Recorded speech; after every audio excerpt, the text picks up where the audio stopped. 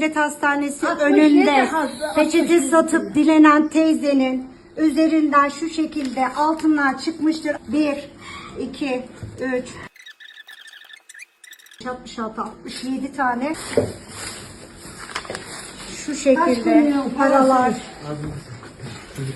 idari ceza işlemi uygulanmıştır.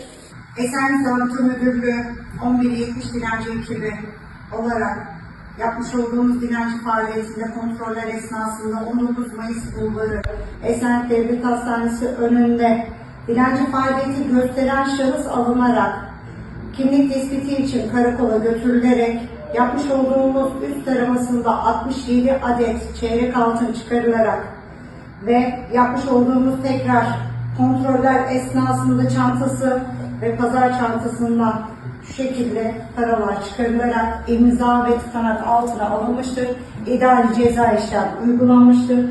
Bilginizi sunarız.